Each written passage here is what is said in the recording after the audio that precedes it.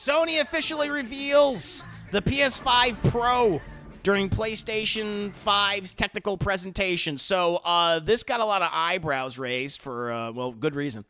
Sony has finally announced the worst-kept secret in video games, the PlayStation 5 Pro. It cost $700, okay?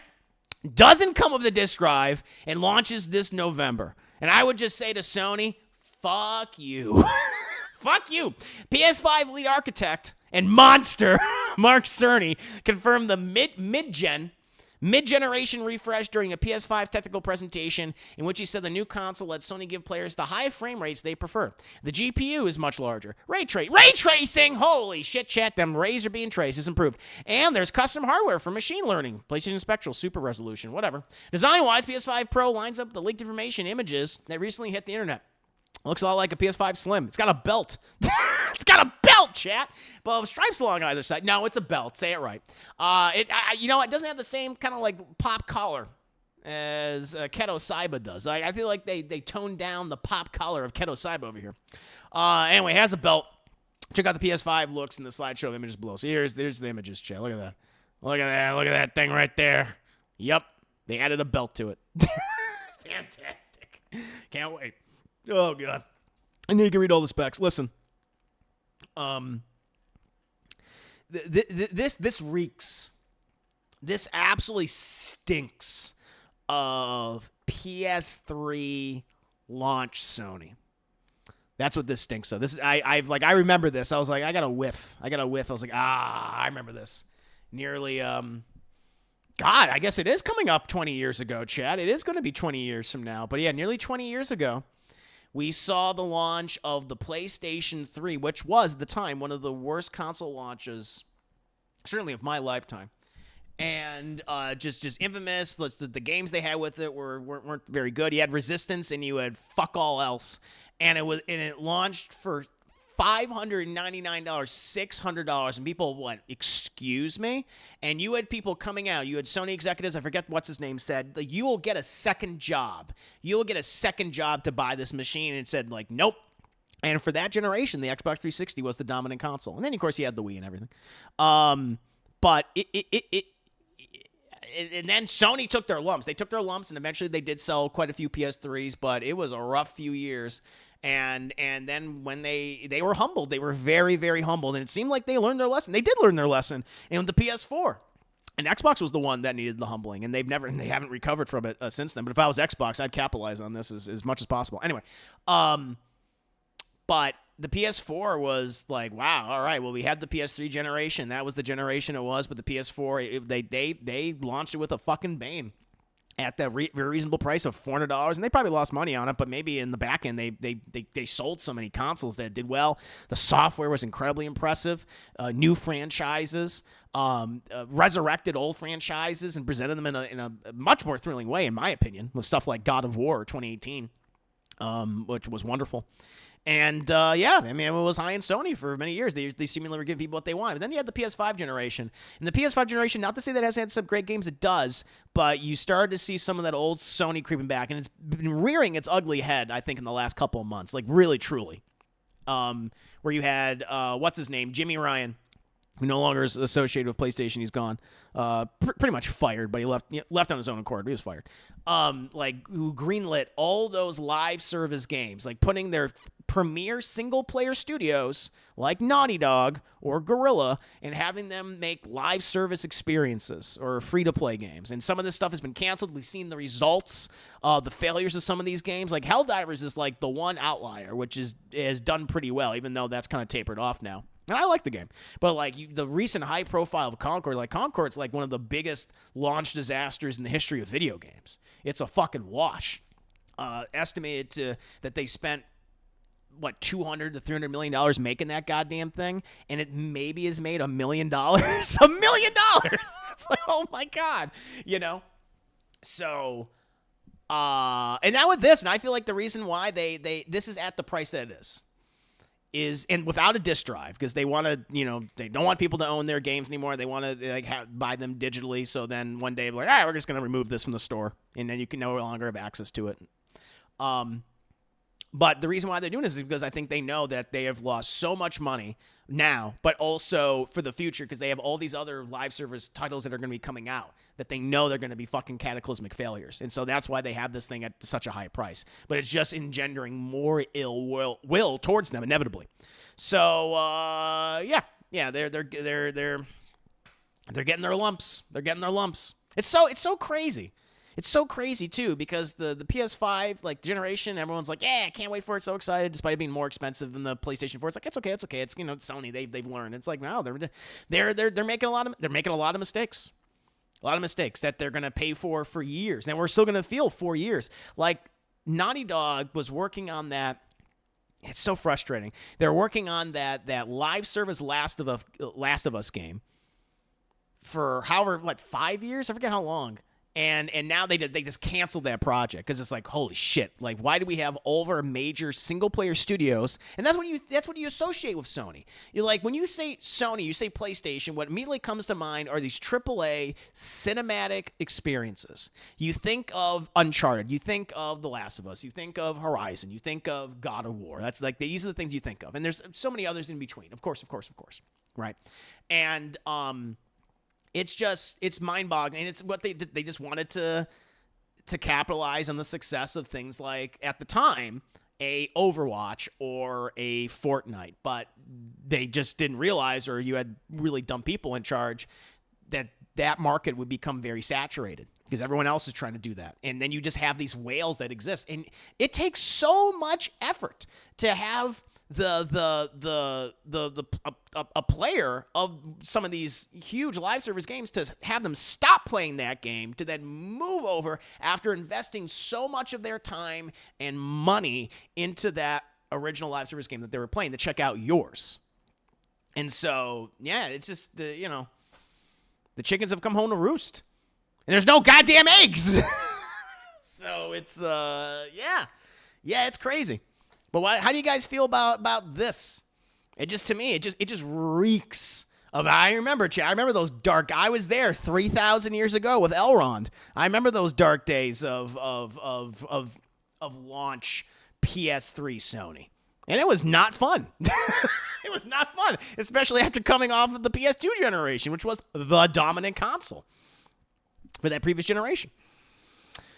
Let me see what you guys are saying. Spider Sensei, good to have you here, by the way. I bought my PS5 last year and still only bought one game for it. There you go. The catalog. And that's the thing. Like, listen, it's not to say they haven't had some great games. They have, but it's not as robust as the PS4 generation. It's just not. It's just like, God damn it. People spending, hopefully you didn't have to pay full price for it, Spidey.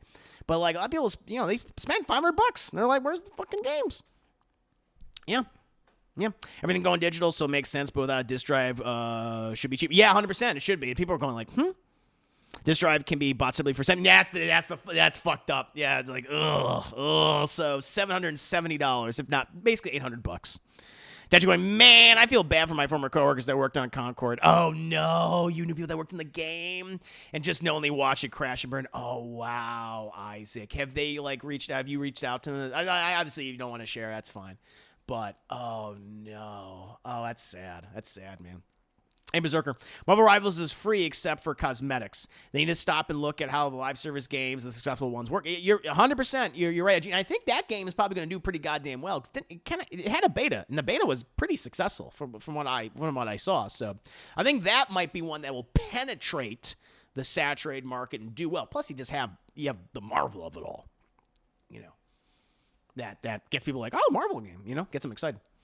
PS4 Pro, they made the price as regular PS4. That's right. They should drop the price of the regular PS5, make Pro the price that is for regular system. Yeah, agreed. Man, my PS5 works fine. I don't need a Pro. Yeah, exactly. I have no need. I feel no need to buy a Pro version, like at all. That's the thing. I'm just gonna keep using what I've been using. If it's like I need to make room on my PlayStation 5, then I'll just delete whatever games I haven't been playing recently, right? That's what you do. So, and Deadpool's like, I'm a PC gamer, so I don't give a shit. which is fair. And I think that's fine. Like, people are going to be like, well, this doesn't affect me. I'm just going to keep using my PS5. I'm just going to I'm playing my PC, which all justifiable.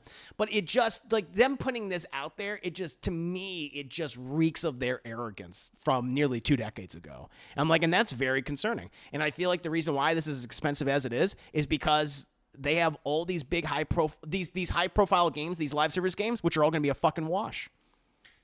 And they've wasted, not not every aspect of this generation has been a waste, but they've wasted a lot of it. Like, can you imagine if, like, in that time that, like, the resources that were put into that live service Last of Us game that we're never going to see, what if that was actually put into, like, a new IP from Naughty Dog? That would be amazing. That would be so goddamn, all those years, all those people, all those millions, tens of millions of dollars, probably like, what, $100 million in that thing? Can you imagine another? Because there's been a Naughty Dog game this generation. That's the thing. Like, the last Naughty Dog game was The Last of Us Part 2. That launched at the tail end of the PS4, much like The Last of Us, the original one for PS3. And Naughty Dog released 2 games in the PS4 generation. Well, no, hold on. Let me backtrack. They released 3. The Lost Legacy, which I actually like. They released nothing for this generation. Like, I think we're going to get one Naughty Dog game for the PS5 generation. One, maybe. Maybe. I think I'm pretty, I mean, God, can you imagine they released nothing for the PS5 generation? That'd be fucking shocked. Other than remakes and shit, that would be crazy.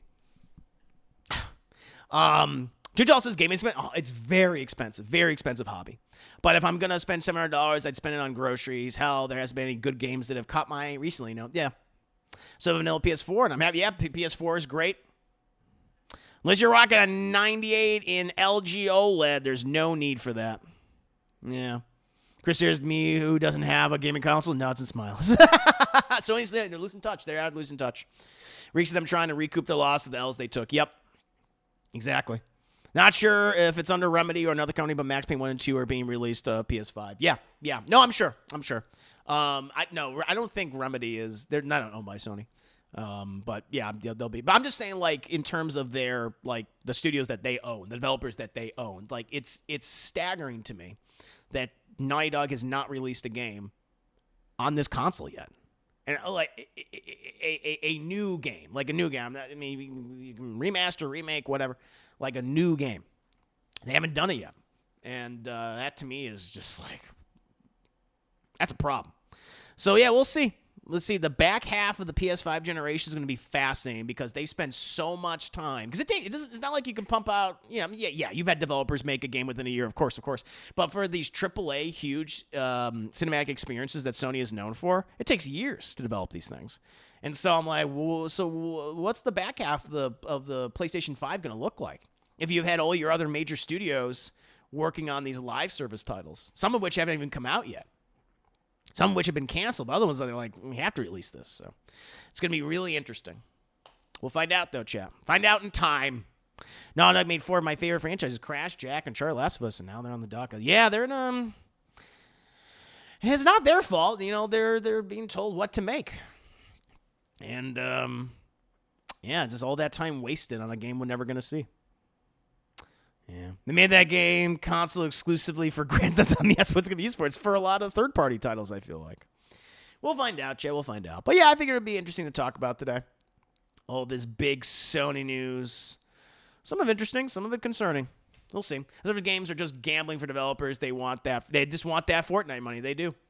And they'll apparently, because I guess the thinking is they just need one. They just need one, but at the cost of so many of your premier studios. You know, it's sad and it's frustrating. Oh, well, we'll see. We'll see in time.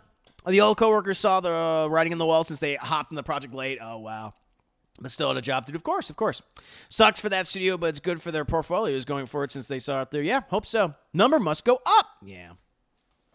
Switch 2, there's no way. There's no way Nintendo would do that. Nintendo's always the outlier. Nintendo's, you know, other than the what was the fucking shitty console they made? Although you could probably make an argument that they had made several shitty consoles.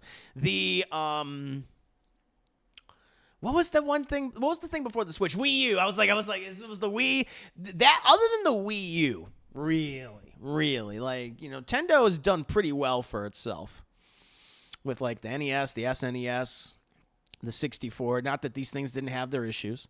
The GameCube, the Wii. Believe me, I have my issues with the Wii. I've gone into detail about that. The Wii U is the only catastrophic failure, I would say. And then the Switch, which has been a huge fucking success. Just will probably do well because it's probably going to be a cheaper price point. Yeah. Oh, 100%. Like and Nintendo consoles are always less expensive than their rivals. And that's why they've always been in their little outlier. Like, you always have Microsoft, you always had Sony going at it. Although Sony certainly has dominated for the past couple generations. Nintendo's always been doing what they do, and they're successful at it. So, we'll see.